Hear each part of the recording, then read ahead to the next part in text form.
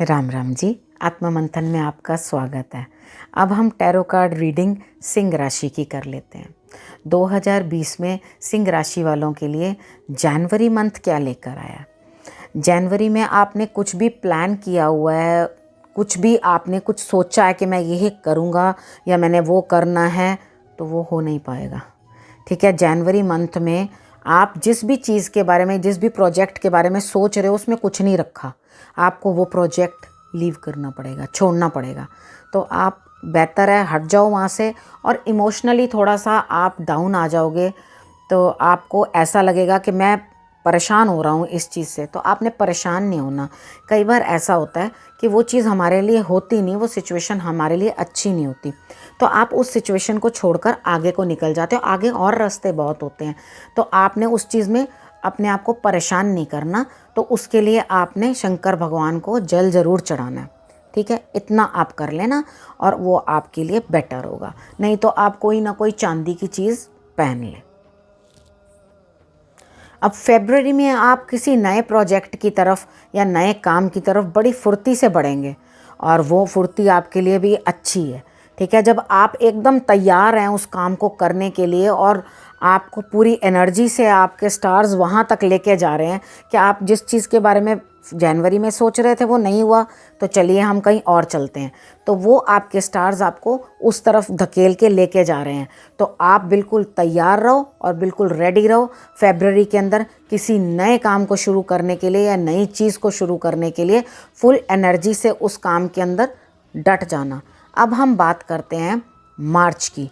मार्च में आपको लाभ होता हुआ दिखाई देता है। जब आपको लाभ होता हुआ दिखाई दे रहा है तो आपने एक काम और करना है। एक तो मैंने आपको पहले भी बताया हुआ है कि आपने जब भी कोई काम करना है तो फुल एनर्जी के साथ करना है, और हमेशा भगवान का अच्छा वक्त भी आए तो उसमें धन्यवाद करना आप भगवान का भूलो नहीं। आपने क्या करना है, एक ग्लास, लोटा या पीतल का ग्लास आपने वो लेना है, और उसके अंदर आप जल रख के भगवान जी के आगे रख दें, और उसी को शाम को जब पूजा हो जाए, मॉर्निंग से लेके शाम तक पड़े रहे, उसको सारी दीवारों में घर के आप अपने फ्लावर से छींटे डाल दें। छींटे डालने के बाद या तो उसको सारे जने चरनामत समझ के पी लो, वैसे वो है चरनामत ही, तो आप उसको, बाकी नहीं पीना चाहते तो आप उसे प्लांट्स के अंदर डाल सकते हैं। ठीक है, उसके बाद हम आपने एक काम और करना है। जब आप मॉर्निंग में उठो तो आप अपना श्वास जरूर चेक कर लेना, यानी कि ब्रेथ ऐसे करके चेक कर लेना। राइट नॉस्ट्रिल चलती हो तो राइट पैर नीचे बढ़ा देना, और आप उस हर रोज़ सुबह मॉर्निंग में इसी तरह से करके, वैसे तो सबको ही ऐसे करना चाहिए, लेकिन आपको मार्च के मंथ के अंदर ये करना बहुत ज़रूरी है। ठीक है, और आप ये वाला उपाय करोगे तो आपको उसके बाद अप्रैल के अंदर कोई ना कोई ऐसा शख्स आपकी लाइफ में आ रहा है जो आपको एबंडेंस में धन या कोई सुविधाएं प्राप्त करवाएगा। मई के अंदर भी, मतलब अब मैं अप्रैल का मंथ जो है वो यहीं पे ख़त्म करती हूँ, क्योंकि आपको काफ़ी रिचेज़ और अच्छा फ़ायदा होता हुआ मुझे दिखाई देता है। मैं इतना ही कहूँगी कि कृष्ण भगवान को आराधना ज़रूर करना। इस समय पे आप कृष्ण भगवान को श्यामा तुलसी भी आप चढ़ा सकते हो, ये भी आपके लिए उपाय अप्रैल के अंदर बहुत बढ़िया रहेगा। अब मैं एक्साइटमेंट में मई में पहुँच गई थी पहले ही। ठीक है, अब मैं मई में आ जाती हूँ। इसके बाद अप्रैल के बाद मई में आप फैमिली के साथ बहुत अच्छा टाइम स्पेंड करेंगे। You will be happy all together, सब लोग बहुत खुश रहेंगे। अब जून के अंदर आ जाते हैं। जून में आए, जून के अंदर आप कहीं जाएंगे, कहीं ना कहीं घूमने जाएंगे, कोई स्थान परिवर्तन मुझे दिखाई दे रहा है। और उसके बाद आपने और क्या करना है इस समय पे, इस समय पे आपका दिल जो है वो भी अच्छे से गाइड कर रहा है आपको, और हेड भी बड़े अच्छे से, यानी कि माइंड भी आपका बहुत अच्छे से आपको गाइड कर रहा है। यानी कि दोनों चीज़ें इक्वली गाइड कर रही हैं। और आपने क्या करना है, अपने ब्रेन को ज़्यादा अच्छे से एक्टिवेट करना है, मेडिटेशन करनी है, और इस चीज़ का ध्यान रखना है कि आप अपने लिए एक अच्छा मार्ग चुन सकें।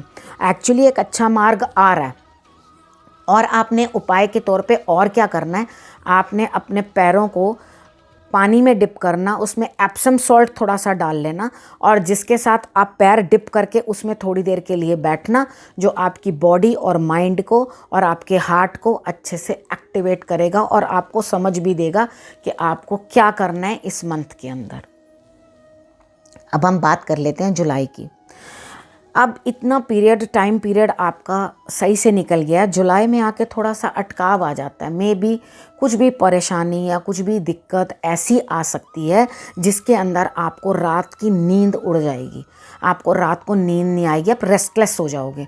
तो आप रेस्टलेस ना हो, आराम से आपको नींद आ जाए, उसके लिए आप दिन में मेडिटेशन ज़रूर करना, रात को सोने से पहले भी मेडिटेशन करना। और एक काम करना, एक छोटा सा रेड क्लॉथ ले लेना, उस क्लॉथ के अंदर आप मोटी सौंफ भर लेना, पतली वाली, बारीक नहीं, क्योंकि उसके अंदर मीठा डाला होता है। बारीक सौंफ के अंदर मोटी सौंफ मिलती है, वो मोटी वाली सौंफ लेके आप उसे पिल्लो की तरह बना लेना।